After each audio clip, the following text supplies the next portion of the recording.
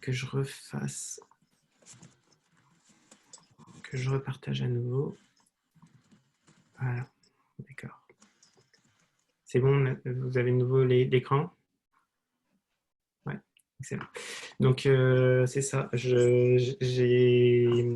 Alors, merci d'abord à Atelier Zéro, qui est l'association des étudiants du baccalauréat en design de produits de l'université, de l'école de design de l'université Laval, en fait, où j'enseigne parce que je vois qu'il y a quand même des personnes ici aussi que je connais pas ou pas très bien, et qui m'a invité, en fait, proposé de faire cette conférence suite à des discussions qu'on a eues.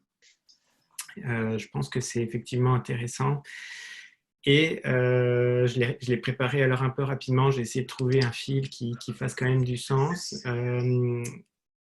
Il y aurait énormément à dire. Je pourrais tenir facilement 10 fois plus longtemps, mais je vais essayer de me limiter à, on va dire, une demi-heure à peu près. Et puis ensuite, on va faire des échanges. Donc, on verra comment est-ce qu'on distribue la parole. Je fais ma présentation. J'arrête pas de cliquer sur admettre en même temps. Donc voilà, alors le titre de ma présentation qui est un petit peu changé, c'est Transformation économique en cours et Covid-19, donc réfléchir à la crise pour préparer l'avenir. L'idée, c'est un petit peu de se donner des outils pour essayer d'y voir plus loin, on va dire, que ce qu'on a sous les yeux. Et puis, quand on regarde les conférences du gouvernement fédéral, provincial. Ça nous donne une bonne idée de la situation au jour le jour, mais ça ne nous donne pas forcément la perspective de recul qui peut parfois être nécessaire. Alors, quelques données issues des sondages de Léger Marketing, en fait, déjà pour dire qu'il y a 95% des Québécois qui considèrent que la Covid est une menace majeure pour l'économie canadienne. Et c'est en augmentation par rapport à la semaine dernière, puisque c'est un sondage qui est mené toutes les semaines, donc plus 2%. Par contre, la bonne nouvelle, et ça c'est probablement, on en discutera un petit peu plus tard, mais c'est relié certainement aux aides du gouvernement, c'est que 40%, c'est-à-dire moins que la semaine dernière, trouvent que c'est une menace pour leur situation financière personnelle. Alors, c'est des perceptions. Ça ne veut pas dire que c'est la réalité, c'est la façon dont c'est perçu par les individus. Là aussi, on va probablement revenir là-dessus. Et on a finalement 47% des Québécois qui déclarent que la crise a un impact négatif sur leur épargne retraite, 38% qui déclarent une baisse de revenus qui est reliée à elle. Et donc, déjà, on peut interpréter la chose en disant, finalement, s'il y a une baisse de revenus, c'est probablement que c'est des gens qui se retrouvent sur l'aide fédérale d'urgence ou qui se retrouvent en fait cofinancés par le gouvernement. Mais on va revenir à ça dans quelques instants. Avant de rentrer justement dans les détails, en fait, je pense que ça, c'est vraiment important d'en parler. Parce que c'est complètement relié à la dimension économique de la chose, pour être capable de comprendre. À savoir que c'est une crise, on fait face à une crise qui est évidemment une crise sanitaire, qui s'est transformée en crise économique, mais les deux auraient été évitables.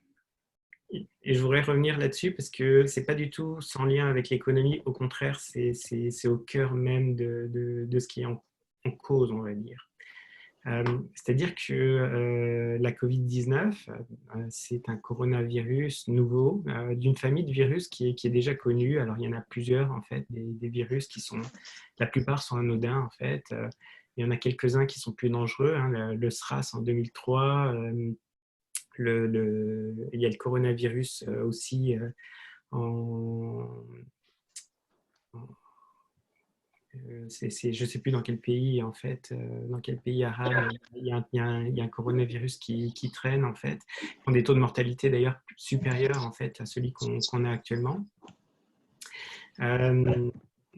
Puis, donc, pour dire que et puis évidemment, on a eu d'autres crises à travers le passé.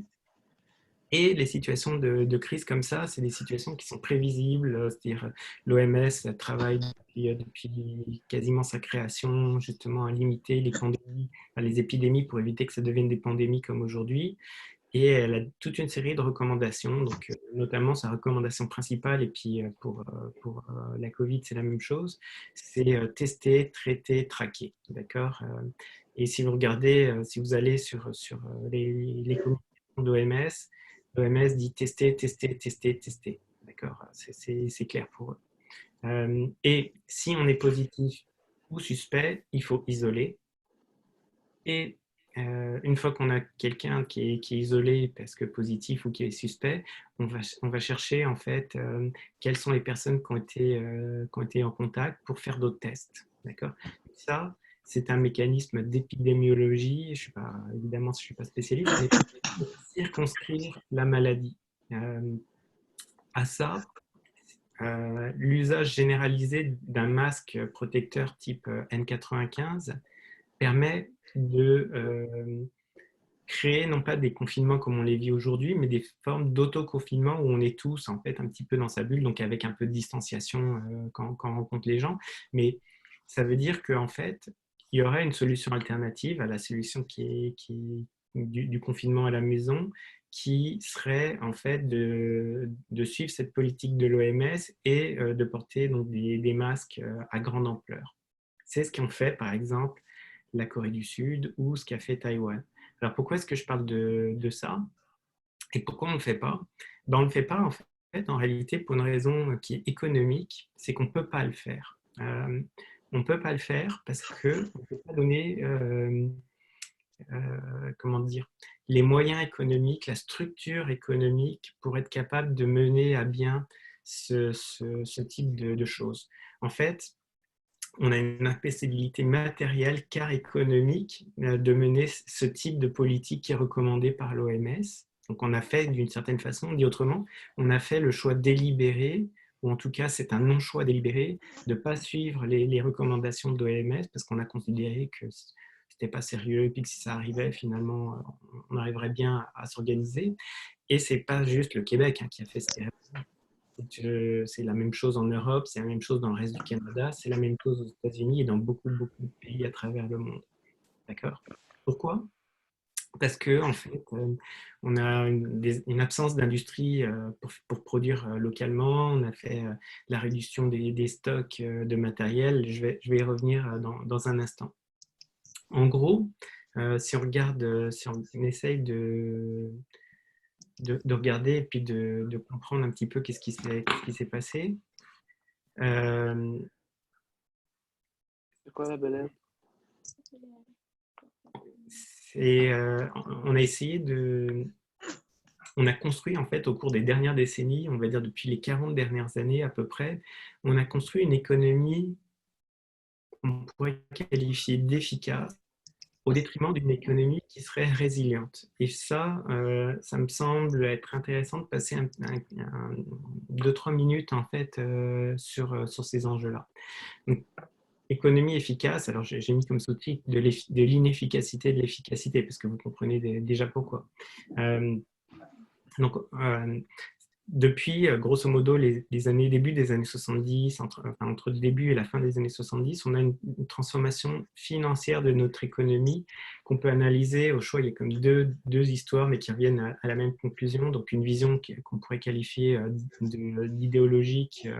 Donc, ça, c'est tout le discours sur le néolibéralisme ou l'ultralibéralisme, ou une vision matérialiste de l'histoire avec tout un ensemble de modifications structurelles qui n'ont pas forcément été pensées dans un cadre idéologique, mais qui ont, au fur et à mesure, en 1973 par exemple, la loi américaine promulguée sous le président Ford, qui a libéré les fonds de pension en fait, des entreprises. Jusque dans les années 60, jusqu'en 1973, quelqu'un qui travaillait dans une entreprise avait son fonds de pension dans son entreprise.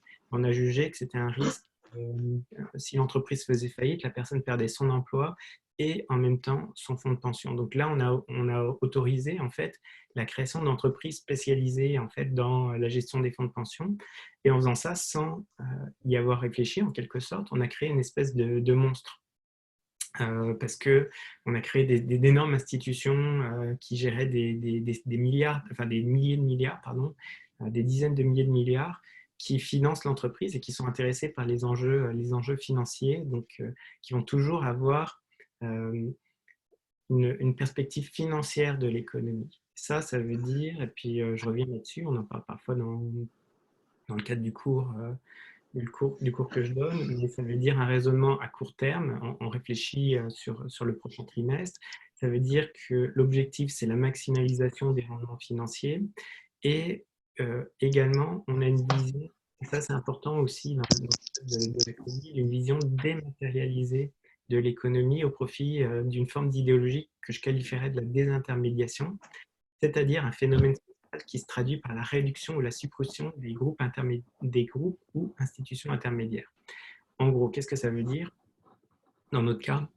Ça veut dire qu'on a comme oublié que les masques, ils étaient produits par des entreprises. On a dit, ouais, il n'y a pas de problème, il suffit d'aller au supermarché, pas au supermarché, mais à la quincaillerie du coin pour trouver des masques. Ils s'approvisionnent sans jamais se poser la question, mais cet approvisionnement, il n'est pas naturel, c'est pas miraculeux en quelque sorte. Et les gens qui sont à l'intérieur disent, ouais, mais ça, c'est pas grave parce qu'ils savent le faire en Chine. À part que on a un petit problème, puisque là, la Chine, elle a été la première isolée, puis que du coup, on n'a pas pu continuer à réapprovisionner nos masques, et on s'est retrouvé en fait pour des raisons d'efficacité, parce qu'on a cherché en fait des économies d'échelle, parce qu'on a cherché justement à être le plus efficace au niveau financier, puis quand on parle d'efficacité, c'est toujours par rapport à quelque chose, et là, en l'occurrence, c'est par rapport à la dimension financière. On a oublié en fait de penser à tous ces cas de figure où ça pourrait et où du coup ça pourrait complètement dégénérer. Ce qui est le cas en fait. Hein. L'histoire des masques, de ce point de vue-là, elle est super intéressante et dramatique en même temps, mais elle est très intéressante à analyser et décortiquer. Donc une économie efficace, finalement, c'est une économie qui fonctionne bien tant et aussi longtemps dans l'espèce de cadre un petit peu virtuel des règles du jeu économique. A contrario, on ne s'est pas posé la question en fait de construire une économie qui est résiliente. Donc la résilience, c'est l'aptitude à affronter un stress intense et à s'y adapter. Donc une économie résiliente, c'est être capable en fait d'intégrer en plus des enjeux économiques certaines des externalités qui sont que nous vivons, en fait, c'est-à-dire les enjeux de santé, par exemple, ici directement on est là-dedans, les enjeux d'éducation, les enjeux démocratiques, et évidemment, ça viendra plus tard dans le cadre de la discussion, sûrement, les enjeux environnementaux et de changement climatique, parce que on est aussi en plein là-dedans.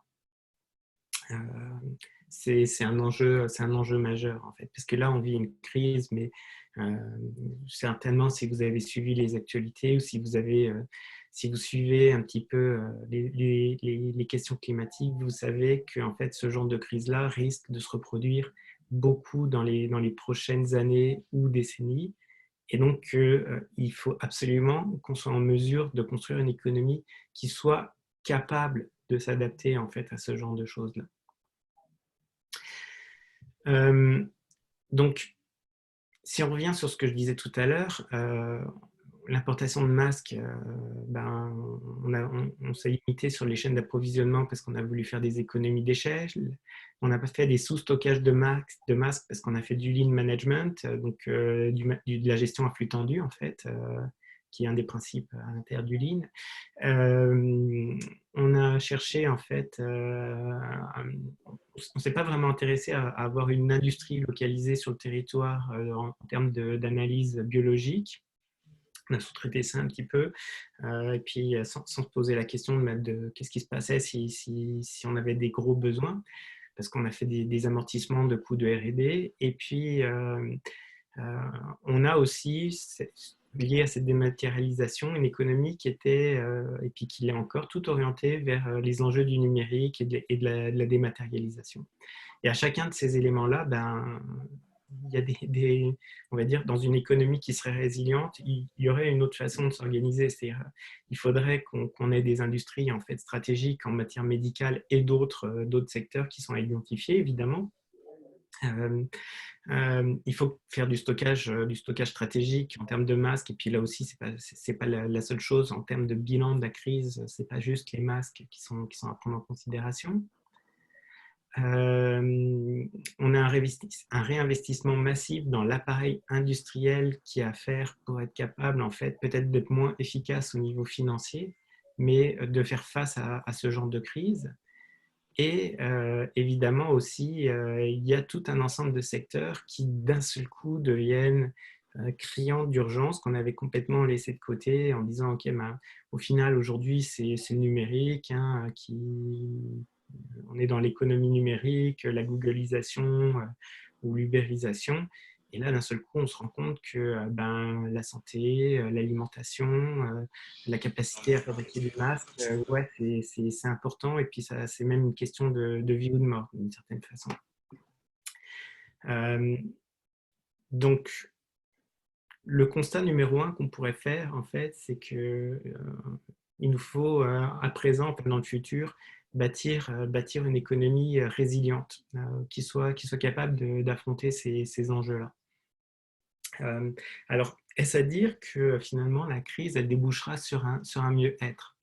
La réponse courte à ça, ce serait peut-être, mais ce mieux-être ou on va dire cette économie salvatrice, elle ne va pas se construire toute seule et puis ça ne va pas être un miracle. Il va falloir la construire et la construire ensemble.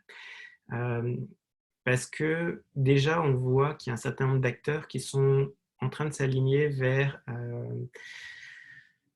on va dire, un retour à la normale, d'accord, le plus rapidement possible après le déconfinement, après l'éradication de la crise qui risque de durer quand même une certaine période de temps et puis de se faire par étapes, être capable de revenir comme si rien ne s'était passé.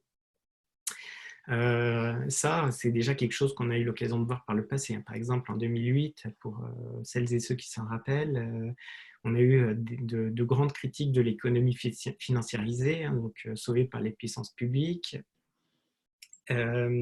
Mais au final, ce qui s'est passé, alors les États ont quasiment acheté la moitié, enfin pas la moitié, mais une grosse partie de l'économie, les banques, etc. Et finalement, tout ça n'a pas aidé à grand chose parce que on s'est dit ok, c'est donc la fin du monde économique tel qu'on l'a vécu à l'époque des 30 dernières années, à part que passé la crise, on est reparti exactement de la même façon. Puis il y a deux expressions que vous connaissez peut-être hein, qui permettent de penser ça. Donc, les entreprises qui sont too big to fail, donc celles qui sont trop grosses en fait pour faire faillite. Hein, donc c'est pour ça qu'on aide les banques et puis c'est pour ça que par exemple il va falloir aider les banques. Alors dans la crise qu'on vit aujourd'hui, on a aussi la différence, c'est qu'on a aussi plein de petites entreprises qui sont en même temps touchées puisque c'est pas une crise financière. Ça, je vais revenir dans un instant là-dessus. Et puis, en période de crise, enfin, en période normale, les profits sont privés, mais en période de crise, les pertes sont publiques. D'accord. Donc là aussi, il va falloir bien garder ça en tête, que bâtir une économie résiliente ne se fera pas tout seul. Je dirais, c'est le deuxième constat. Alors, quelle est la nature de la crise Puis, d'une certaine façon, en fait, 2008, c'est une métaphore, mais c'est très différent. On est dans une situation qui est très différente de 2008, parce qu'en 2008, c'était une crise financière qui s'est propagée à l'économie réelle. C'est-à-dire que la crise, elle a d'abord eu lieu sur les marchés, et c'est les acteurs de la finance qui ensuite sont arrivés par contagion à créer une vraie crise économique qui touchait monsieur, madame, tout le monde qui perdait son emploi. Ici, on a plutôt une forme de triple crise. D'abord financière, parce qu'effectivement, il y a une chute importante des marchés financiers. Mais on a aussi, et ça c'est assez nouveau, une crise de l'offre, c'est-à-dire un arrêt massif de la production. Donc l'économie tourne au ralenti. très concrètement, et une crise de la demande, un arrêt. Alors, je dis arrêt, en fait, c'est une réduction, c'est pas un arrêt complet, hein. Il y a quand même une part importante de l'économie en enseignement, par exemple, on travaille, le gouvernement travaille, mais si on prend la restauration ou le tourisme, eux, ils sont complètement arrêtés. Donc, un arrêt massif, en fait, de la consommation. Et ça, d'une certaine façon, ça n'existait pas en 2008. En 2008, c'était juste la dimension financière. Là, on se retrouve avec les trois qui arrivent en même temps, qui arrivent à toute vitesse et qui arrivent partout à travers le monde. Et contrairement à 2008, alors qu'en 2008, le monde de la finance était, on va dire, à l'origine de la crise, c'est-à-dire qu'ils ont fait n'importe quoi et puis finalement, la crise était la résultante de ce n'importe quoi-là. Ici, le monde de la finance, et là je mets du conditionnel, pourrait aider à ce que la crise ne se propage pas, parce que ce n'est pas eux qui en sont la cause. Alors reste à voir, évidemment, s'ils vont agir de façon à être capables d'aller de l'avant. C'est pas gagné du tout, hein, mais ils ont cette possibilité-là d'aider à ce que la crise elle soit mieux vécue un peu partout à travers le monde. Alors, face à ce constat-là, on peut distinguer un petit peu trois types de mesures économiques sur trois échelles de temps qui sont différentes. À court, à moyen, on va dire, et à long terme. Donc à court terme, face à cette triple crise-là, et puis notamment l'arrêt massif au niveau de l'économie réelle, le gros enjeu, en fait, c'est de permettre aux individus de payer leur loyer, de continuer à manger, de ne pas se retrouver à la rue et puis sans aide. À moyen terme, et puis aussi les entreprises à cesser leurs activités, donc des faillites et des fermetures d'entreprises. À moyen terme, ça va être de permettre le redémarrage, de faire face aux importants enjeux de liquidité, et d'avoir une réflexion sur la nature de l'économie que l'on souhaite. Et à long terme, c'est de réorienter l'économie pour la rendre résiliente, à la fois pour des crises qui ressembleraient à la crise actuelle, mais aussi pour les nouvelles types de crises qu'on sait qui vont arriver, notamment à cause des enjeux climatiques dans le futur. Donc, je détaille un tout petit peu. À court terme, notre objectif, en gros, c'est survivre économiquement. De ce point de vue-là, les mesures, notamment du gouvernement fédéral, elles vont sur les enjeux économiques, elles vont dans ce sens-là. C'est-à-dire la prestation canadienne d'urgence qui est rendue accessible quasiment à l'ensemble. Alors cette semaine, c'est quasiment l'ensemble des personnes sur le territoire qui ont perdu leur travail. Les subventions salariales d'urgence, donc qui financent à hauteur de 75% les salaires. Et là aussi, il y a certaines conditions, mais grosso modo, ces conditions-là, elles sont largement ouvertes et puis les vérifications se font plus tard. Les reports de paiement, donc les taxes, les impôts, etc. Les programmes de crédit aux entreprises, il y a des subventions qui existent, etc. En gros, l'idée, c'est de dire on veut éviter en fait que les personnes ou les entreprises, comme je disais tout à l'heure, ferment ou se retrouvent à la rue. Pour qu'au moment où le virus, la question sanitaire sera passée, où on voit d'être résolue, on puisse repartir l'économie. Alors, j'aborderai la question des scénarios, des départs en V ou pas, un petit peu plus tard. À moyen terme, donc ça veut dire quand la crise justement sera à peu près, la crise sanitaire sera à peu près terminée, mais qu'on sera encore en plein dans la crise économique. L'idée, c'est de faire repartir la machine économique. Donc là, on aura des entreprises qui peut-être n'auront pas fonctionné pendant 2 mois, 3 mois, je ne sais pas, on va voir combien de temps ça va durer, on espère le moins longtemps possible, évidemment. Et l'enjeu, en fait, pour ces entreprises, et aussi pour les entreprises qui auront été aidées entre-temps, c'est qu'elles vont avoir à faire face à d'importants enjeux de liquidité, c'est-à-dire avoir de l'argent tout de suite pour être capable de payer en fait, ce qui est dû tout de suite aussi. Et il y a un risque aussi d'endettement massif des entreprises, c'est-à-dire que les aides qui ont été énoncées tout à l'heure Notamment, il y a des prêts qui sont donnés par le gouvernement, mais ces prêts-là, c'est des prêts, donc ça veut dire qu'il va falloir les rembourser. D'accord. Ça pose la question, mais est-ce que c'est vraiment comme ça? Est-ce qu'on veut vraiment faire repartir la machine comme ça? Et puis là, il y a une petite parenthèse que je vais faire en fait pour réfléchir sur cet enjeu-là. Et puis, est-ce on pourrait se poser la question, est-ce qu'on aide toutes les industries et toutes les entreprises, ou est-ce qu'on commence à mener une réflexion stratégique sur, OK, si on va vers une économie résiliente, il y a peut-être des économies et des entreprises nouvelles qu'on veut, et puis d'autres, au contraire, qu'on ne veut plus nécessairement. Évidemment, il va y avoir, si on commence à faire ce genre de choses, il va y avoir des gens qui vont être très contents, et puis d'autres, au contraire, qui vont voir leur entreprise couler, qui vont pas du tout aimer ce genre d'idées. Alors, comment est-ce qu'on fait? Est-ce qu'on essaye de faire ça en fait en s'endettant, donc en endettant les entreprises, en endettant l'État? Et pour ça, je voudrais faire un petit rappel théorique qu'on a pour les étudiants qui ont suivi le cours d'économie, en fait, vous vous en rappelez certainement, à savoir qui c'est qui crée la monnaie? L'argent, ça vient d'où en fait? Et la réponse, en fait, c'est que l'argent s'est créé. Alors, c'est bizarre hein, si on n'a jamais eu de cours d'économie, mais je demande de me croire sur parole. Si vous avez des questions, je pourrais répondre plus tard, mais grosso modo, l'argent s'est créé ex nihilo. Donc, à partir de rien, en fait, ou plus précisément, à partir de quelque chose, c'est-à-dire à partir de dettes. Grosso modo, on crée de l'argent aujourd'hui quand vous allez à la banque pour demander une hypothèque. C'est là où l'argent va vraiment être créé et mis en circulation à l'intérieur de l'économie. Et je ne parle pas d'une petite partie d'argent, je parle de la quasi-totalité de tout l'argent qui est créé à travers le Canada. Et puis pareil pour les autres pays.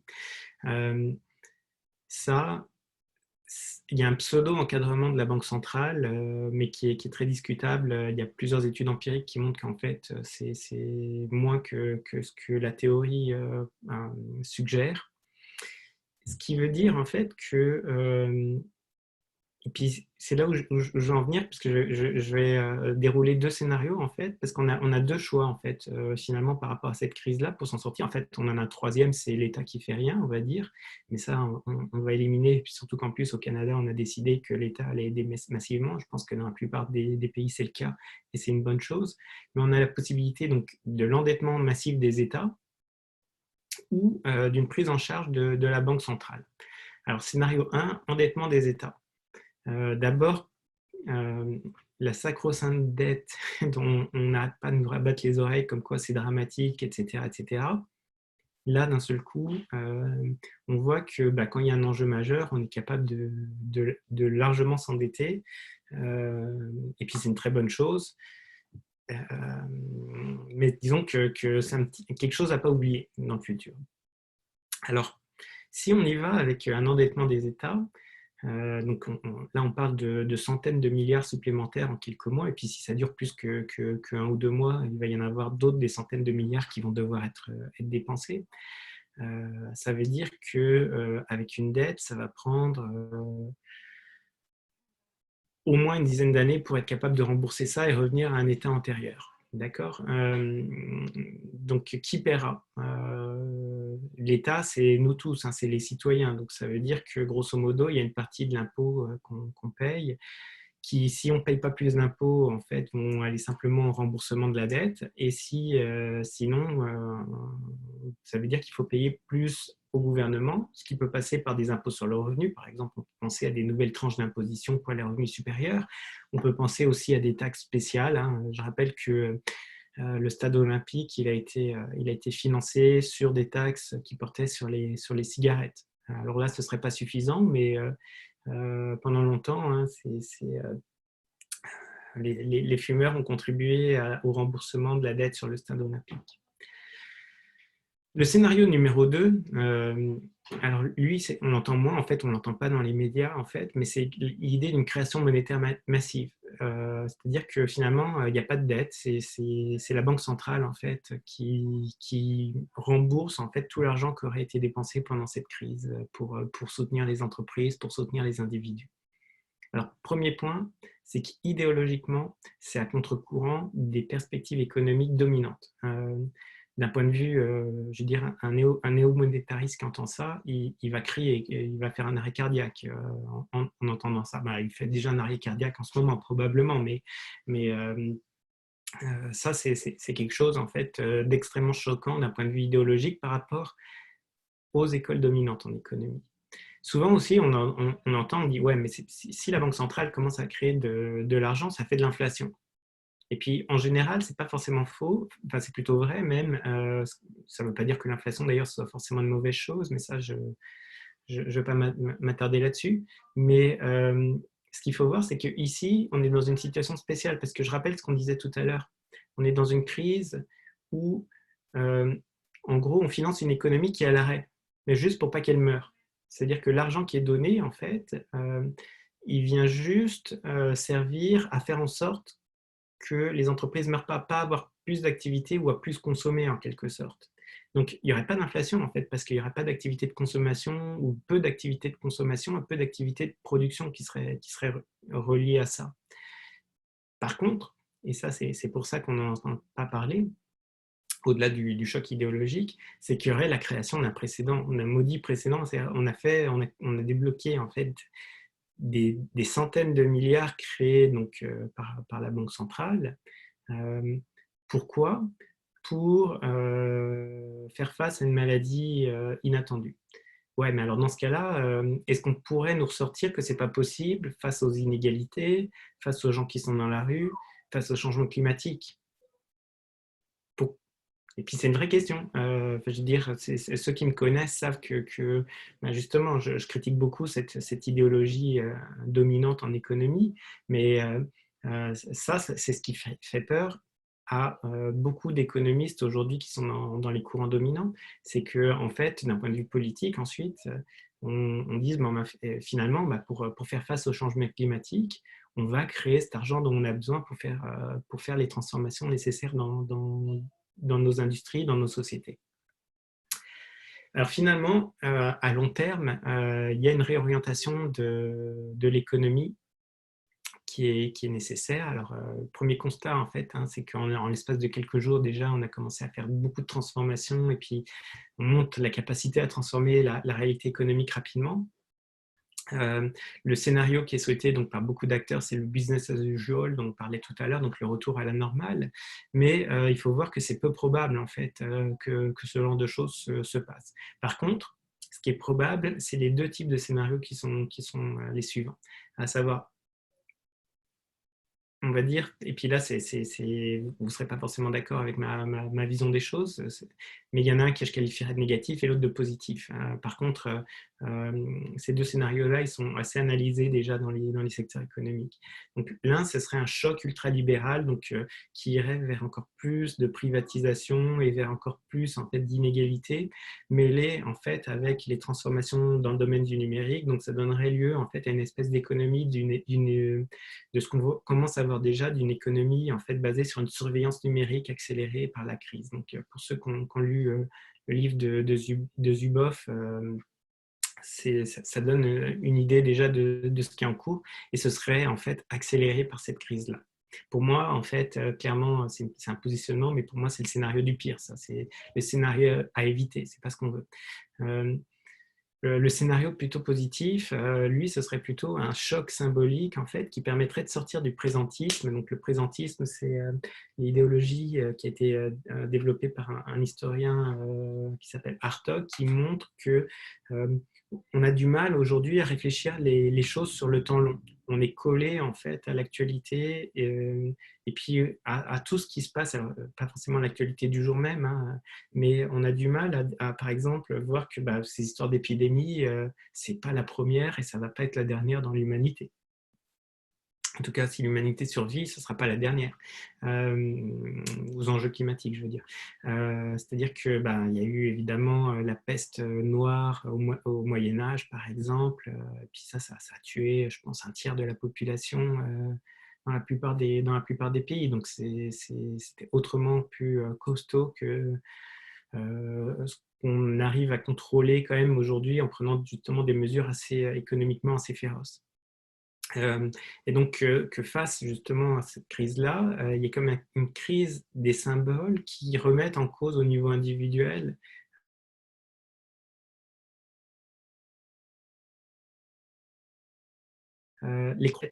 des enjeux, et puis que ça nous permet d'essayer de trouver des solutions, ou pour le dire autrement, comme le dirait Latour, de chercher à réatterrir sur la Terre. Alors, j'en arrive donc à ce troisième constat, c'est qu'il y a un choix à faire sur le futur qui est souhaitable, et ce choix-là, il est à faire dès maintenant, au moment où on est justement à l'arrêt dans l'économie, parce que quand ça va commencer à repartir, ça va déjà être un petit peu trop tard pour essayer d'avancer, de faire avancer les choses. Et chacune a un rôle à jouer en fait là-dedans. Alors, et le design dans tout ça, qu'est-ce que nous, comme designers, on peut faire? On peut contribuer quand même à plusieurs chantiers très importants là-dedans.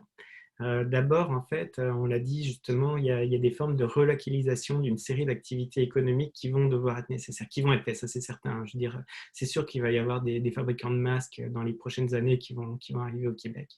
Euh, nous, comme designers, on peut intervenir par rapport à ça, par exemple, en tant que designer industriel. Mais évidemment, il ne faudrait pas que ça s'arrête juste aux crises du passé, mais que ce soit fait d'une façon plus large pour prévoir les crises à venir aussi. Donc, pas juste fabriquer des masques. Il va falloir rebâtir une activité économique nouvelle, et puis ça, en tant qu'acteur économique, comme tout un chacun, mais on a quelque chose à faire au niveau industriel, mais aussi, et puis ça c'est peut-être une des forces du design, d'être capable de développer de nouvelles significations, des choses qui portent sens. Comment être capable, dans une économie qui ne va plus être la même que celle qui précédait, de faire les choses pour pas qu'on perçoive en fait une dégradation de notre qualité individuelle et collective. Là, les designers, ils ont des choses à faire, ils ont des choses à dire. On peut penser en fait que comment est-ce qu'on pourrait dire, que le gouvernement gagnerait beaucoup en fait à embaucher massivement des designers pour les aider à travailler avec des économistes sur ce type d'enjeu-là. Et puis finalement, trouver des nouvelles solutions pour maintenir la qualité de vie dans un régime qui serait plus un régime qui serait dopé à la finance économiquement. Donc ça, en fait, puis je mets à ce constat 4 en fait un peu sous forme de boutade. Je pense que vous reconnaissez le phrasé un peu modifié de Marx. Je dis designer de tout le Québec, pardon, unissez-vous. Parce qu'il faut être capable de trouver comment dire, les solutions, et les réflexions à mener sont des réflexions à mener dès maintenant, et il faut qu'on fasse des choses au niveau collectif. On a commencé un petit peu à mener ce type de réflexion au sein de l'association de design industriel du Québec, la DIC, et il faut le mener de façon à ce qu'au moment où ça reparte, on ait déjà des idées à proposer, et même en fait qu'on fasse les propositions aujourd'hui, maintenant, dès à présent. Donc il faut s'unir, il faut discuter, il faut dialoguer, et c'est le moment en fait. C'est une belle conclusion pour dire justement commençons le dialogue tout de suite. Donc c'est ce qui met fin en fait à la partie exposée. Et puis si maintenant il y a des personnes qui veulent intervenir, vous pouvez allumer votre micro et puis partager vos questions, commentaires. Et je vous remercie.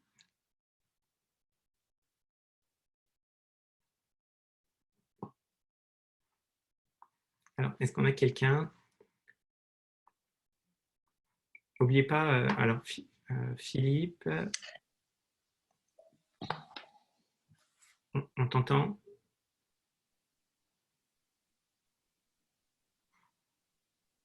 Ah, on t'entend plus en fait. On te voit, on t'entend pas.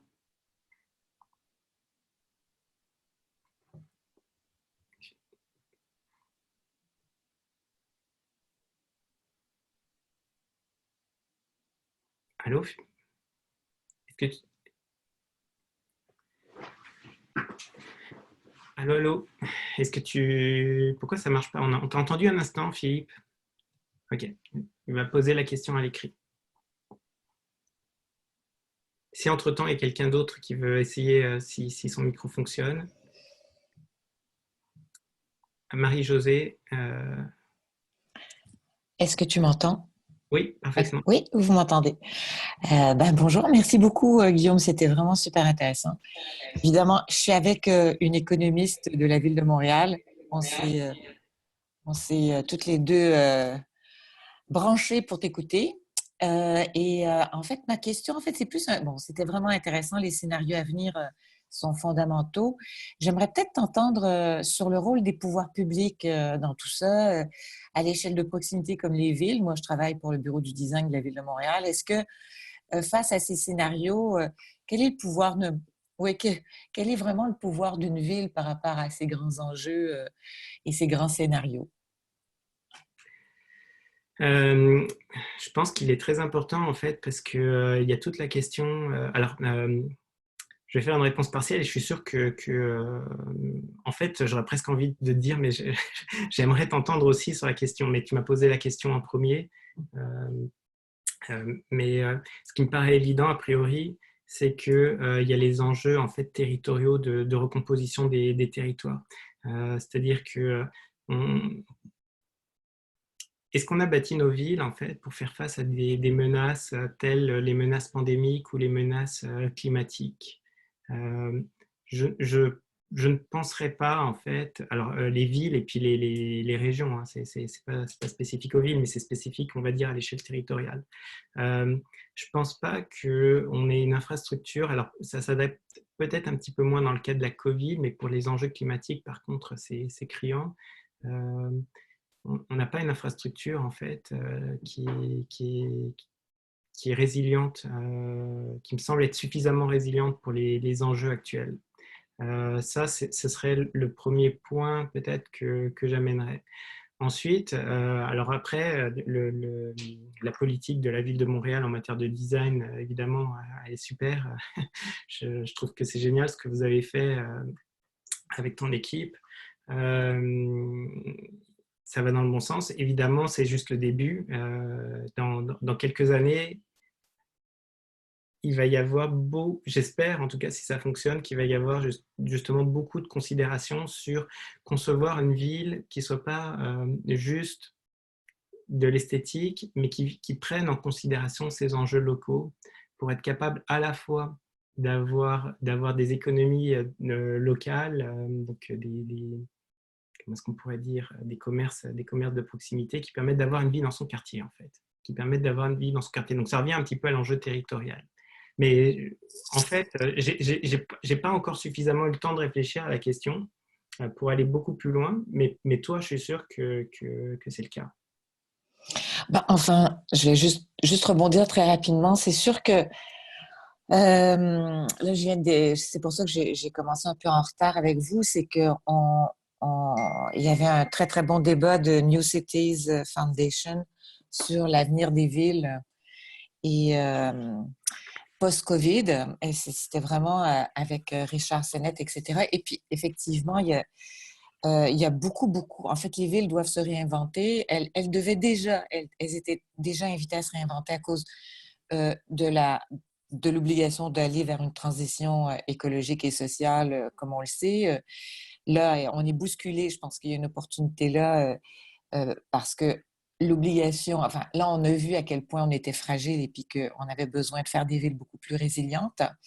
Et tout ça passe forcément par le développement de solutions spatiale, comment partager l'espace, comment vivre ensemble de façon équitable, travailler à domicile, certes, mais il y aura un impact énorme sur le cadre bâti, sur la façon dont on va réimaginer nos villes, nos espaces publics. Là, le débat auquel je viens de participer était sur l'impact de cette crise sur le design des espaces ou du domaine public. Alors, c'était vraiment et effectivement, est-ce qu'on va vers de la densité? Est-ce qu'on a encore besoin de parcs? Oui, on a encore besoin de parcs. Tout le monde est d'accord pour ça parce que c'est important, mais comment on les aménage de façon à ce qu'on puisse faire face à une meilleure gestion des rassemblements? Enfin, tout ça demande énormément de réflexion et je pense que les designers sont au cœur de cette réinvention-là. J'espère juste qu'ils vont prendre cette place-là parce que on a, on les entend pas assez, on vous entend pas assez sur la place publique en ce moment, les architectes, les designers, les urbanistes. Et en tout cas, comme il y a des étudiants qui sont en ligne, c'est un appel à un engagement collectif que je fais parce que je crois que ce sont, tant au niveau du design des services comme tel, comment on peut repenser notre façon d'offrir des services à la population. Euh, tu sais, c'est fou là en ce moment. On ne peut plus donner de permis de rénovation, de permis de construction, parce que les permis se donnent en présentiel dans les arrondissements. Donc, bon, c'est des choses auxquelles il faut penser parce que en ne donnant plus de permis, ben, on empêche plein d'activités de se faire. Donc, bon, c'est un exemple, là. Alors, réinventer les services, la façon dont on donne nos services, on procure nos services aux citoyens et aux entreprises. Mais en fait, bon, c'est ça. Puis la grande question, c'est que les villes sont financées à 95% des taxes foncières et le reste, c'est des contraventions. Alors, puis on n'a pas le droit de faire de déficit. Donc, il y a un gros enjeu financier qui va se produire avec la fermeture des commerces, avec l'incapacité des citoyens à payer probablement leurs taxes. Bref, tout ça, voilà, on n'a pas les leviers économiques, on n'a pas l'agilité économique comme ville aussi grande que, évidemment, à l'échelle nationale. Donc, ça pose d'autres types d'enjeux. Je voulais juste les soulever. Là, je ne vais pas prendre trop de temps, là, mais c'est un moment passionnant, mais qui demande beaucoup de créativité et d'information. Alors, bravo pour le cours, parce que je crois qu'il faut qu'on soit bien informé pour prendre des justes décisions. Alors, pour rebondir sur ce que tu dis, deux commentaires additionnels. D'abord, en fait, pour dire que déjà avant la crise, j'étais un convaincu, comme toi et comme beaucoup d'autres, hein, du rôle des designers dans la fonction publique. Et puis, j'avais écrit un texte, un chapitre de livre qui est paru un petit peu plus tôt, au mois de janvier, sur justement l'impact que peuvent avoir les designers pour l'innovation publique au sein des gouvernements à plusieurs échelles, en fait. Donc là-dessus, je fais plus que du pouce, mais je pense qu'on savait déjà avant qu'on était d'accord là-dessus. Et le deuxième point, en fait, qui est fondamental, qui est la question des dettes qui dépasse, en fait, le rôle des designers, mais pour lequel nous aussi, on devrait s'exprimer, c'est qu'il faut sortir, en fait, des règles de gouvernance qu'on s'est données, en fait, qui sont, comment dire, qui sont discutables, mais qui aujourd'hui qui étaient déjà discutables auparavant, mais aujourd'hui on voit en fait les normes limites et les normes contraintes. Toujours réfléchir par rapport à ces questions d'endettement. Oui, l'économie c'est important, mais l'économie a ses limites. Et puis pour le dire encore autrement, j'ai plus le terme exact en fait sous les yeux, mais j'organise un peu plus tard, à la fin du mois, dans le cadre d'un séminaire de maîtrise. C'était quelque chose que j'avais prévu là aussi au mois de décembre dernier, mais c'est plus qu'à propos. Une journée en fait sur le thème sortir de l'économicisme par le design. Donc, relié à la question de l'anthropocène. C'était relié à la question de l'anthropocène. Mais ça reste que c'est très à propos en fait. Il faut sortir. L'économicisme, c'est donc l'idée que l'économie règne sur les autres sphères de la vie, donc sur la société, sur la santé, etc. Puis la Covid, ce qu'elle nous apprend de ce qu'on a vu, et puis ça c'est vraiment un point positif quand même, c'est que dans la plupart des gouvernements, les décisions ont été quand même d'abord et avant tout prises pour sauver les gens. Avant de dire ok, on va sauver l'économie, on s'est d'abord dit on va sauver les gens. On n'a pas fait de l'économicisme pour le coup. En effet, merci beaucoup. Je vais laisser les autres peut-être se prononcer, puis on se reparle bientôt.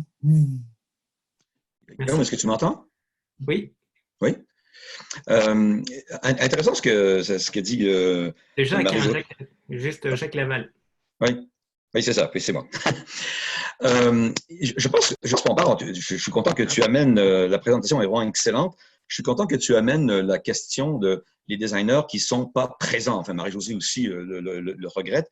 Je trouve que les architectes, on les voit dans les journaux, parlent de leur implication disons, dans les changements climatiques, parce que c'est en fait ça qui nous intéresse finalement. Quand on y repense bien, la COVID, pour moi, c'est un signe de départ, si l'on veut.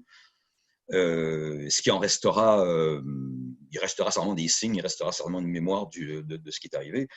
Mais bon, nous, les designers industriels, on doit agir. On entend parler d'être autonome sur le plan de l'alimentation, hein, l'alimentation bio là-dedans vient faire son chemin.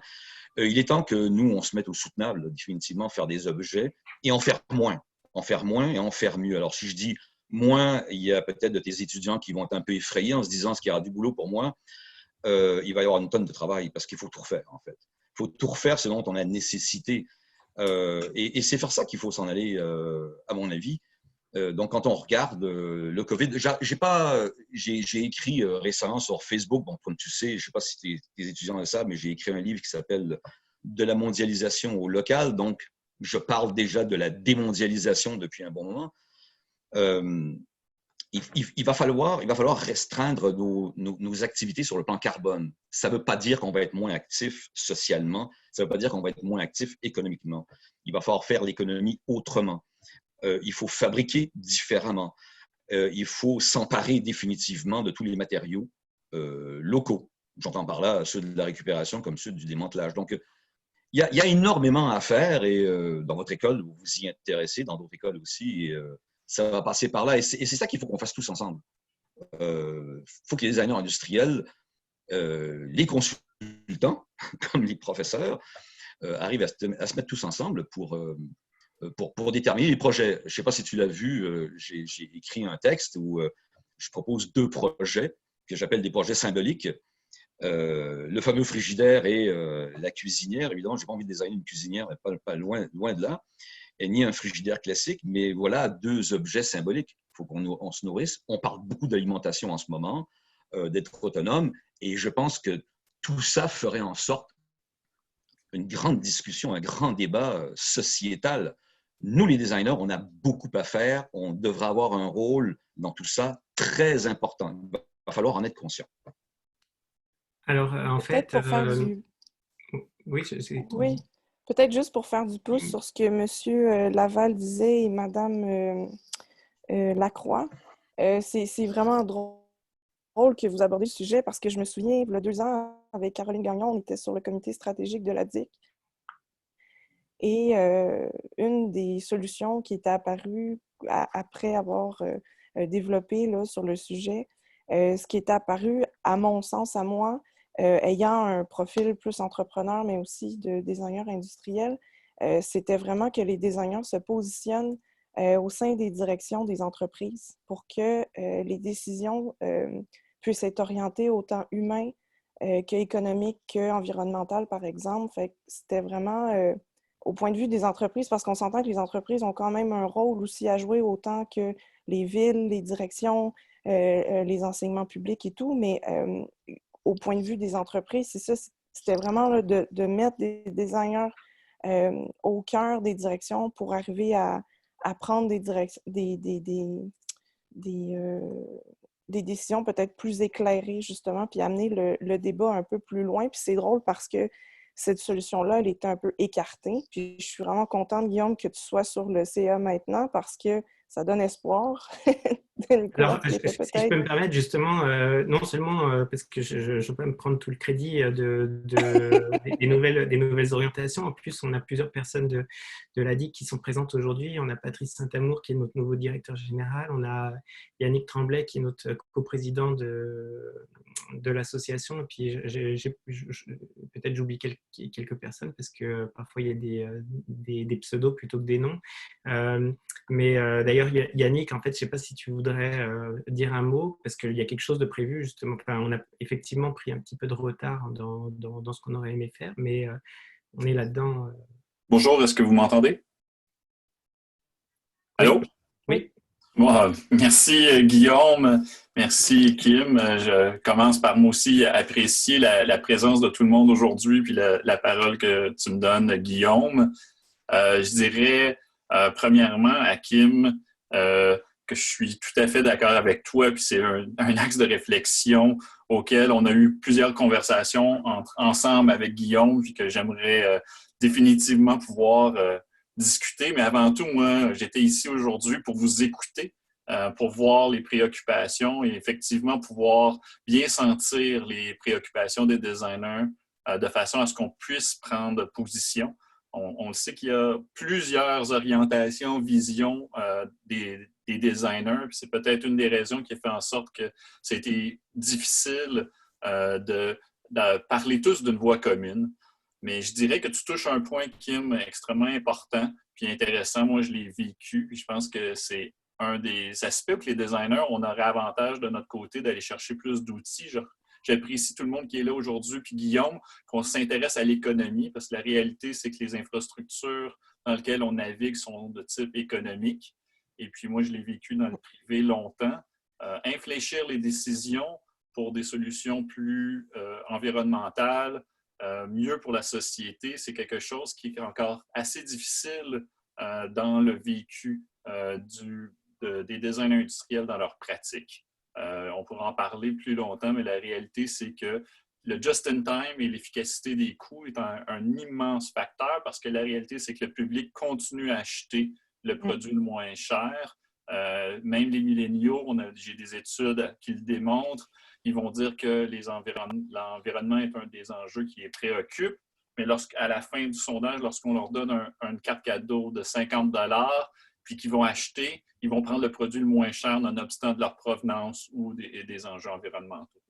Je pense qu'un des autres aspects, là, puis j'ai le goût de parler de plein de choses, je ne veux pas prendre trop, mais je pense qu'il y a aussi un immense challenge à savoir qu'est-ce que c'est la bonne décision au niveau des produits. Lorsqu'on regarde un ou l'autre, il n'y a pas de standard, il y a un cynisme des clients, il y a de l'éco-blanchiment. Donc, faire le bon choix, je pense qu'il y a malheureusement, c'est un challenge que la majorité des consommateurs ont beaucoup de difficultés à faire dans l'environnement présent, à l'instar des régulations qui font en sorte que lorsqu'on achète un produit alimentaire, on sait les ingrédients, on sait leurs composantes. Présentement, entre 200 logos, c'est très difficile pour le client de savoir lequel ajoute vraiment une valeur au niveau de la pérennité de l'environnement. Je dirais juste que je pense que ça va vraiment prendre des leviers aux designers pour influencer les prises de décision. Parce qu'en ce moment, moi, je ne crois pas, je l'ai vécu 20 ans dans le privé, je ne crois pas qu'on a les leviers nécessaires pour influencer les entreprises à prendre des décisions dans le sens des préoccupations que j'entends aujourd'hui. Là, je ne sais pas exactement, on en parle beaucoup. J'aimerais ça vous sentir engagé, venir discuter avec nous. On travaille, Guillaume et plusieurs personnes, à écrire une lettre et prendre position. Mais c'est celle sur laquelle on est en train de travailler, c'est quels sont les leviers que les designers auront entre les mains lorsque le board meeting se décidera entre un produit fabriqué en Chine à 5 sous de moins ou un produit recyclé fait ici. Quels leviers les designers auront pour influencer ces décisions-là? Parce que malheureusement, sans l'autorégulation, je n'y crois pas. Présentement, ce n'est pas sur ces décisions-là, ce n'est pas ces impératifs-là qui guident les décisions d'entreprise. Puis je pense que c'est un des plus gros enjeux auxquels on fait face. On a la chance, merci Guillaume, merci tout le monde, en ce moment, d'avoir une tribune et on va le faire. Aidez-nous à le faire en commun. On vous entend. Alors, je rebondis en fait là-dessus pour dire que je suis 100% d'accord avec ce que tu dis et pour compléter un petit peu par rapport à d'autres interventions, c'est nécessaire d'arriver à des enjeux, on va dire, où on est plus entendu en entreprise, mais aussi, je pense qu'il va falloir le faire pas juste en entreprise, mais dans la société en général.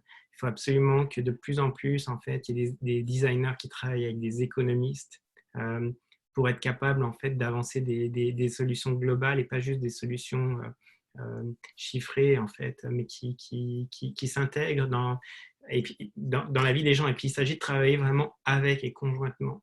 Un économiste qui arriverait à travailler à haut niveau dans la société avec des designers, ça donnerait potentiellement des solutions vraiment, vraiment très, très intéressantes. Et puis d'ailleurs, il y a plein de cas d'ailleurs qui existent quand même. Je veux dire, ça a quand même été fait.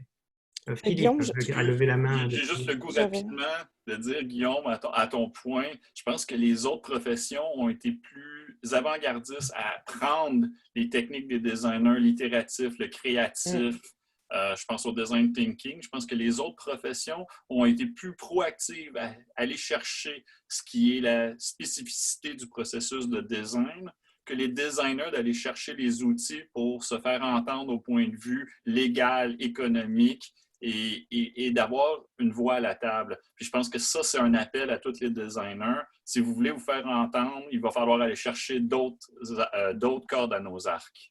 Alors, il y a plusieurs personnes qui veulent intervenir. Je pense qu'il y a Philippe, parce Ben, que là, on est déjà... Guillaume, je voulais juste finir ma petite question. Tantôt, tu as parlé d'économie résiliente. J'aurais aimé ça savoir s'il n'y a pas des bases ou des mécanismes ou des modèles en place déjà pour travailler là-dessus. Peut-être juste si tu peux donner la référence ou après, là, je ne voulais pas non plus couper. Oh, il y en a beaucoup, mais je veux dire, on peut penser par exemple à l'économie circulaire, on peut penser Oui. on peut passer à beaucoup de choses en fait. Effectivement, mais ça va être inconstruit parce que je veux dire, après, on peut penser à beaucoup de choses, mais ça veut dire à partir dans beaucoup de directions. Et je ne voudrais pas donner un modèle tout fait justement, parce que d'abord, il faut l'adapter à notre société. Il faut que ce soit un choc collectif en fait. Oui, En je gros, comprends, mais on peut l'idée, quand c'est que même ça se fasse lire dans un puis processus s'informer. démocratique.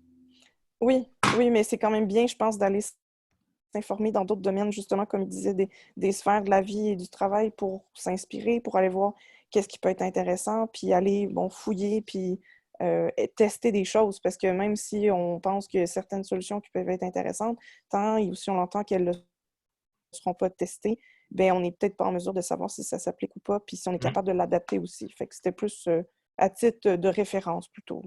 Pour une deuxième rencontre, ou peut-être. Oui. Moi, je peux peut-être répondre, là, c'était pas, la discussion n'a pas allé dans le sens des questions que je voulais poser, mais par rapport au rôle du designer, puis moi, je vais me présenter, là, je suis propriétaire d'une entreprise, donc entrepreneur, mais j'ai aussi la chance d'être l'étudiant à Guillaume, là, donc on en parle souvent. Le réel problème, c'est pas le système mis en place, justement, que dans le fond, l'objectif des entreprises, c'est de ramener du rendement aux investisseurs, puis c'est là la base même du problème, pourquoi on a de la difficulté à mettre le design en valeur, c'est que les clients, eux, ils sont pas conscients de ça. Fait que, quand Guillaume, tu parlais de changement de culture, je comprends tout à fait. Je pense que ça vient plus de là. Mais ma question par rapport à l'économie résiliente, si on revient un peu à la présentation, moi, ma question, c'est est-ce que c'est réaliste de penser qu'on a le capital disponible pour réinvestir dans nos entreprises manufacturières puis de repartir peut-être une économie plus robuste? Parce que si on regarde la majorité des entreprises, ça fait 30-40 ans qu'on outsource en Chine. Les autres, ils ont bâti à partir de ça. Il faudrait comme, à partir de maintenant, repartir de zéro. Mais moi, j'ai un sérieux doute qu'on ait le capital disponible, autant sur des investisseurs privés que gouvernemental, pour refaire ça. Puis on fait quoi à partir de là? Je pense que justement, et là, la réponse, elle est un petit peu dans une partie sur laquelle je suis passé rapidement, mais pour le dire vite, en fait, c'est là où il va falloir repenser les règles de gouvernance économique. Parce qu'effectivement, sinon, on va être limité en fait, par la phase. C'est-à-dire qu'il y a plusieurs niveaux en économie. Je ne parle pas du niveau micro et macro. Je parle de choisir les règles du jeu sur lesquelles on est d'accord que ça va être nos règles du jeu, et ensuite jouer avec les règles du jeu. D'accord ? Actuellement, on a comme modifié les règles du jeu il y a une quarantaine d'années, quelque chose comme ça, et depuis, on joue avec ces règles du jeu-là. Et dans ces cas, je veux dire, n'importe qui a joué à un jeu sait que les règles, elles nous contraignent. Je veux dire, il faut respecter les règles. Là, cette crise-là, c'est probablement l'occasion de remettre en question certaines de ces règles qui sont des règles en fait arbitraires. Ça, elles ont été décidées. Elles sont pas, c'est pas des règles de la physique. C'est des règles politiques qui ont été décidées en économie. Donc le fait de dire par exemple, ok, la banque centrale, elle crée pas de la planche à billets pour faire de l'argent comme ça. C'est une règle qu'on a décidée. C'est une règle qui avantage certaines personnes dans la société, qui désavantage d'autres personnes dans la société. Évidemment, il faut être capable de contrôler l'inflation, parce qu'avoir une inflation comme on a eu au Zimbabwe pendant longtemps, c'est quelque chose qui détruit l'économie. L'inflation, comme ils ont eu aussi au Venezuela, c'est destructeur. Donc, il ne s'agit pas de faire n'importe quoi, mais il s'agit en fait de se poser la question en fait de certaines des règles qu'on s'est données, notre gouvernance économique, et puis de dire, en gros, faut changer les règles du jeu, et à ce moment-là, en fait, ça va donner lieu en fait à d'autres possibilités de résilience. Sinon, on part avec un sacré handicap, c'est-à-dire qu'on va toujours fonctionner au ralenti, et comme je le disais en plus tout à l'heure, on va se récupérer une dette colossale qui va nous prendre longtemps, qui va faire en sorte qu'on va avancer lentement, et puis que ça va être compliqué pour les J'avais une prochaines deuxième années. question. On l'a peut-être survolé rapidement, mais je pense qu'il y a de plus en plus d'endroits qui commencent à en parler. Est-ce que tu penses que le revenu minimum garanti va être quelque chose qu'on va commencer à regarder plus sérieusement pour les prochaines années à venir? Alors, j'en ai discuté il n'y a pas longtemps avec une bonne amie qui a écrit un petit livre sur le revenu universel, effectivement. Puis, d'une certaine façon, c'est le revenu canadien, enfin, le revenu d'urgence canadienne, c'est une sorte de revenu, c'est presque, ça l'est pas totalement là, mais c'est presque ça. Hein. Mais alors, c'est très choquant, justement, ces questions, ces enjeux-là. Je ne suis pas sûr que ce soit la réponse, mais c'est le genre de questions, en fait, qu'il faut se poser. D'accord. Je ne suis pas sûr que le revenu universel, et d'ailleurs, en fait, ce qu'elle illustre bien dans son livre, c'est qu'il n'y a pas un revenu universel, il y en a 4 des revenus universels qui vont, en gros, pour le dire très très vite, de l'extrême gauche à l'extrême droite sur le plan politique. D'accord. Donc, il y a des versions multiples du revenu universel. Et puis, il y en a certains, peut-être que toi ou moi, on va vouloir, et puis inversement, que toi, tu vas vouloir, que moi, je ne vais pas vouloir, et ou inversement. D'accord. Donc, simplement, il faut bien se rendre compte que c'est tout à fait ce genre de questions-là qu'il faut se poser, mais qui sont actuellement, avec nos modes de raisonnement actuels, des questions qui choquent en disant, mais attends, un revenu sans travailler, en fait, qui est donné à tout le monde, ça remet beaucoup de choses en perspective, ça pose beaucoup de questions, en fait, dans notre société. Oui, je ne veux pas approfondir plus, en fait, parce qu'il y aurait matière là aussi à tout un débat et toute une discussion et puis des précisions importantes pour être capable de quoi on parle quand on parle de revenu universel. Mais c'est ce type de questions et ce type de choses qu'il faut remettre en question en disant là, peut-être que c'est ça, ou peut-être que c'est pas ça, mais que c'est autre chose qui va être encore plus efficace ou meilleur pour la société. Merci. Je ne sais pas si je peux rebondir, Guillaume, sur les questions c'est Philippe qui venait de parler? Oui. Tout de suite. Et puis, Kim qui disait qu'il faudrait expérimenter. Je pense que c'est le cœur de la chose. Quand Philippe, tu dis, dans ta question précédente, tu dis ça prendrait peut-être beaucoup de capital pour démarrer autrement. Je répondrais d'une façon beaucoup plus courte en disant pas vraiment. Surprenamment, pas vraiment, parce qu'on a déjà tout ce qu'il faut localement. Moi, je pense au local de Québec, mais il y a plein d'entités locales partout dans le monde. Et beaucoup d'entités locales sont particulièrement bien équipées pour produire. Donc, relancer un autre type d'économie, c'est-à-dire une économie Main Street par rapport à celle qui est financière, qu'on appelle celle de Wall Street, donc l'économie de tous les jours, l'économie qui produit les objets du quotidien, elle a besoin d'équipements. On les a. Moi, en tant que designer industriel aujourd'hui, si je veux faire fabriquer un toaster ici localement, j'aurai aucune difficulté à trouver toutes les usines existantes qui transforment le métal, le plastique, le verre un peu moins. Mais bon, je vais être capable de trouver tous les matériaux.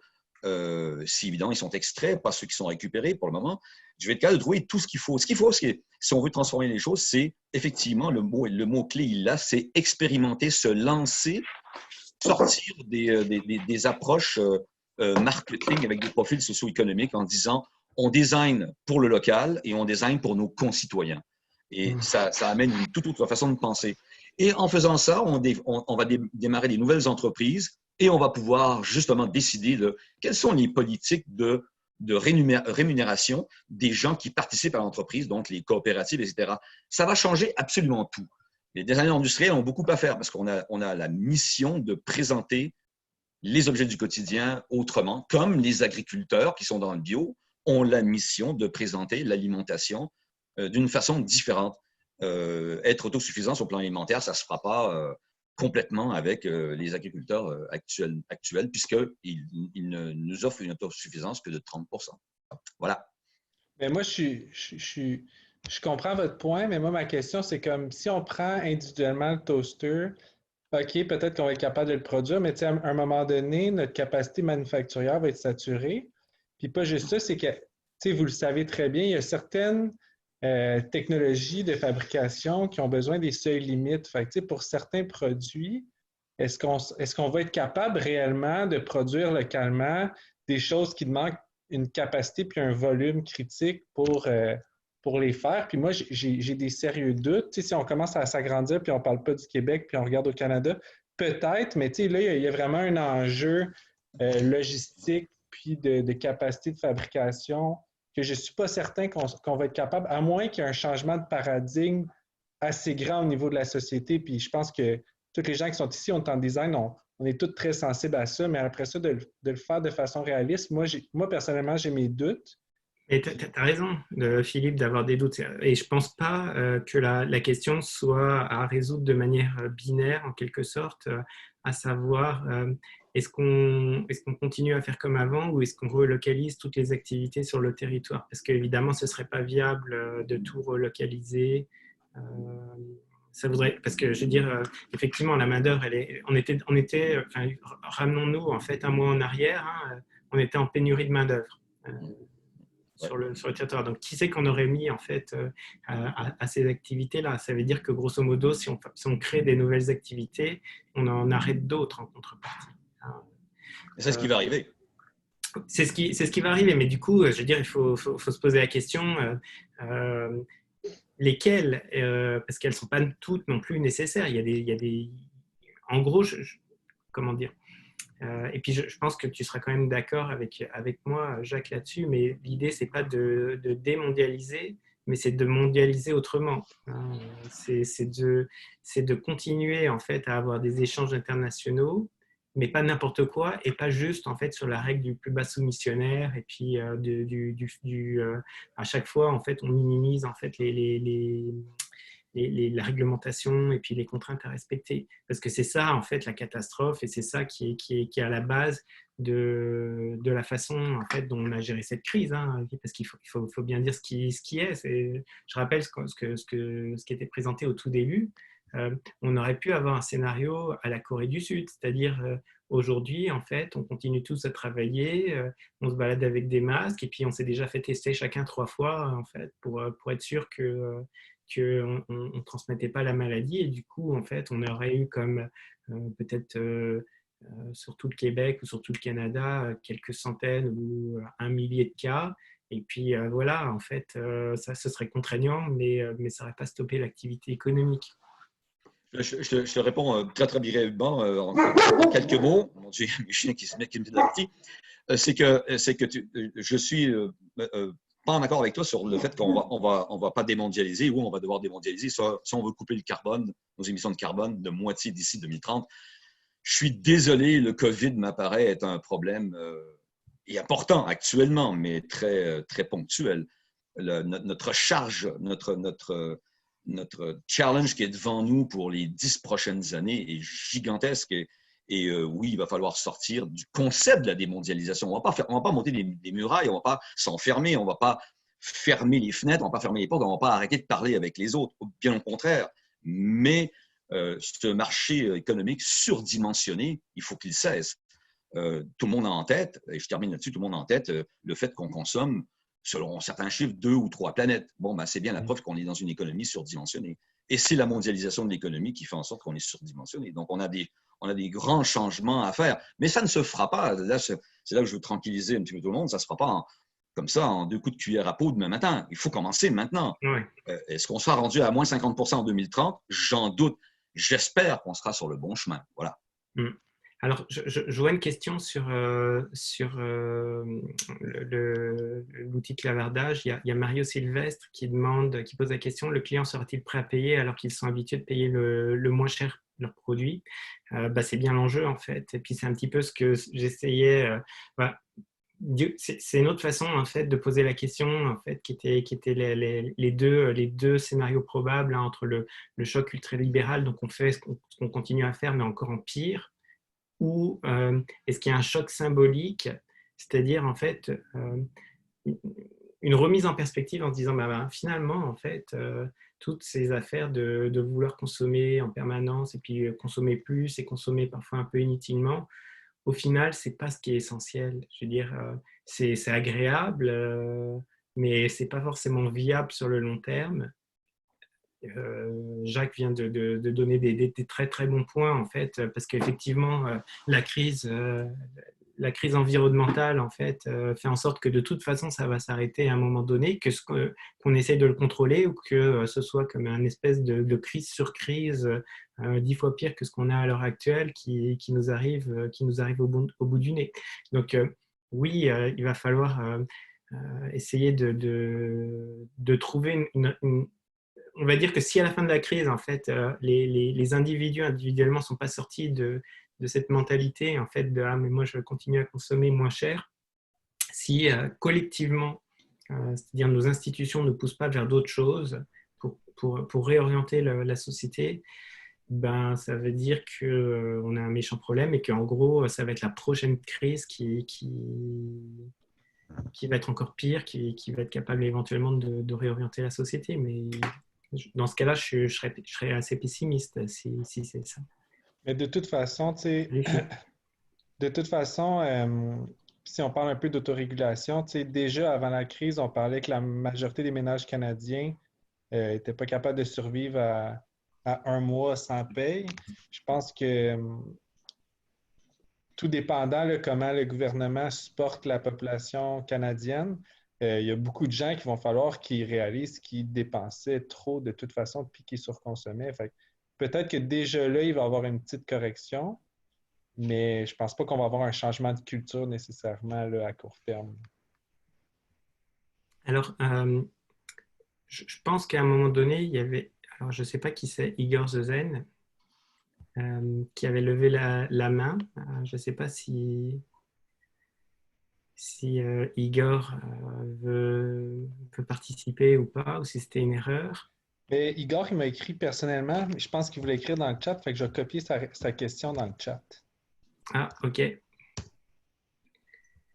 Donc, le local n'est-il pas la terre patrie? Le local proposé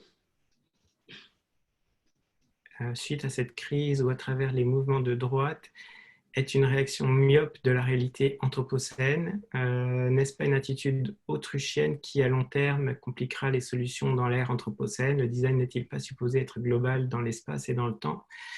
Alors, en fait, c'est plusieurs questions. Et puis des belles questions en plus. Plusieurs, en fait, je suis assez d'accord. Oui, la question de l'anthropocène, elle est centrale, en fait. En fait, elle n'est pas centrale dans le Covid, mais parce que c'est parallèle, mais ça nous ramène à cet enjeu de l'anthropocène-là. Et oui, ça va l'être. Et puis, il y aura un séminaire là, à la fin du mois, je pense que c'est le 26, sur la question spécifiquement de l'anthropocène. Donc, comme je disais tout à l'heure, sortir de l'anthropocène, sortir de l'économicisme par le design. Donc, je ne vais pas trop m'attarder. S'il y a des personnes intéressées, je pourrais comme diffuser aussi les informations sur ce séminaire. Je dirais par contre que la toute dernière question, là je ne suis pas forcément sûr d'être en accord. Donc le design n'est-il pas supposé être global dans l'espace et dans le temps? Ouais, ça je sais pas. En fait, disons, je suis pas sûr d'être d'accord. Ça dépend ce qu'on veut dire par là en fait. Mais moi je pense que le design, il se doit parfois aussi de répondre à certaines problématiques au contraire, très locales et très connecté à certaines catégories d'usagers. Ensuite, après, si on peut le proposer à d'autres personnes, tant mieux. Mais je ne suis pas sûr, par exemple, que les fauteuils de Philippe, qui sont des super fauteuils, ils aient vocation à être diffusés à l'ensemble de la société. Par contre, par rapport à leur public cible, c'est des très, très belles réalisations. Donc, pour donner un exemple, mais ce serait un débat à avoir. Et puis, peut-être même que j'ai mal compris ce que tu voulais dire. Mais moi, parce que Igor m'a posé une question aussi personnellement. Pourquoi on ne parle pas de l'humanité au complet, puis on parle tout le temps de nous versus eux? Mais ça, je pense que ça revient à la théorie Game Theory, là, dans le sens que même si nous, on se définit des règles qui sont très altruistes, mais qu'on compétitionne à l'échelle mondiale contre les États-Unis, contre l'Union européenne, contre peu importe, ben, on pourrait se mettre dans une position très, très fragile, si on veut. Je pense que c'est pour ça que personne ne le fait d'emblée tout en même temps. Il faudrait que l'ensemble du monde choisisse tout en même temps de dire, OK, ben, on définit nos règles comme étant ultra altruistes, puis on va là-dedans. Il y a tout le temps une inégalité. Si on est, par exemple, juste le Canada à dire, nous, on fait ça. T'sais. Je sais pas qu'est-ce que tu en penses, Guillaume, mais... Ouais, alors de ce point de vue-là, c'est dans une perspective en fait qu'on vit les mêmes éléments un peu partout sur la planète, c'est ça. Oui, ça effectivement, on raisonne. Ouais, d'accord. Dans cette perspective-là, je suis d'accord en fait. Mais le design, ce que je voulais dire en fait, c'est pour ça que ma réponse était comme pas adaptée à la question. Euh, le design n'a pas peut être une réponse à plein de choses, mais il n'a pas vocation à être la réponse à tout en même temps, en fait. C'est ça qu'on va dire. Par contre, le fait que ce soit des problématiques qui soient vécues partout en même temps à travers le monde et les mêmes, hein, je veux dire, la preuve, c'est que on n'est pas les seuls à être pris avec des problèmes de masques et ces problèmes de Covid, ça transcende la planète. C'est pas un hasard, c'est parce qu'on est tous pris en fait avec ces contraintes, mais à chaque fois, on oublie effectivement que nos voisins ils vivent les mêmes choses. Alors, la Covid, là, ce qui est intéressant, c'est qu'elle nous montre qu'en fait, même si au début, en fait, on regardait les Chinois en disant la Covid, c'est un problème chinois. Ensuite, on a regardé en Europe en disant la Covid, c'est un problème européen. Et ensuite, on a fini par voir que en réalité, ça prend juste du temps de propagation, mais ça nous arrive aussi ici, par ailleurs, et puis de la même façon. Ce mode de raisonnement-là, il faudrait comme être capable de garder en tête pour à peu près toutes les activités, hein, parce que c'est ça les courants mondialisés, c'est que les idéologies et les pratiques, si on regarde les choses d'un point de vue matérialiste, se diffusent à travers le monde à peu près de la même façon avec des versions régionalisées. Mais c'est ça. En tout cas, je vois plusieurs personnes qui commencent à partir et puis ça fait bientôt une heure et demie en fait qu'on est ensemble. On pourrait facilement rester une heure et demie supplémentaire, mais je pense que on serait peut-être juste 4 encore en ligne.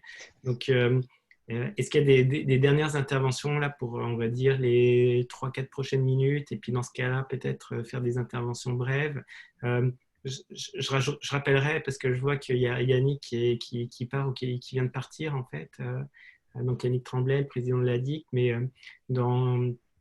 pour les gens qui sont intéressés au design industriel, pour les étudiants ou les designers industriels qui sont là, on organise jeudi en fait une rencontre. Alors l'orientation elle n'est pas nécessairement juste économique, c'est pas le même angle que ma conférence, mais pour écouter justement les problématiques et puis essayer de trouver des réponses et de représenter les membres le mieux. Donc si c'est des sujets sur lesquels vous voulez continuer à débattre, je vous inviterai en fait à participer à cette discussion. Et puis sinon, si vous avez un dernier mot à ajouter, ce serait le moment. Merci Guillaume pour ton temps. Merci.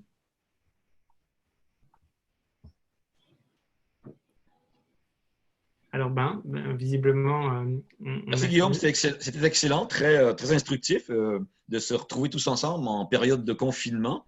Il faut continuer à réfléchir, il faut se mettre au travail parce que ça ne va pas s'arrêter demain matin. Ça va continuer encore pendant longtemps. Après le confinement, il va y avoir le déconfinement qui sera au moins aussi pénible que le confinement. Et pendant ce temps-là, aujourd'hui, on était au 117e mois avant 2030. Et 3500 quelques jours, il ne nous reste pas beaucoup de temps pour réduire nos émissions de carbone. Et ça, c'est pas aussi, je dirais, anodin ou subi comme le virus. Le virus, on en connaît la solution. Décarboner la planète, ça, c'est une autre paire de manches. Alors, je rajouterais en pouce à ce que tu dis, parce que moi-même, mon temps étant limité, un petit peu en conclusion, en fait, je ne sais pas si vous vous rappelez, en conclusion, j'ai dit designers de tout le Québec, unissez-vous, en fait, ça pourrait être ailleurs que le Québec, mais bon, Oui. c'était pour prendre, je trouvais que c'était drôle de terminer sur cette perspective un peu marxiste, parce que c'est une référence à Marx, là, pour ceux qui ne l'avaient pas reconnu. S'il y a des personnes en fait qui se sentent motivées à essayer d'organiser des choses justement pour continuer la réflexion, que ce soit sous forme de vidéo, sous forme d'écrit, mais grosso modo en fait parce que on réussira pas à trouver une réponse individuellement. D'accord, ou en travaillant chacun Clair. de son côté. C'est clair. Il faut qu'on fasse des collectifs, il faut qu'on essaye de travailler ensemble.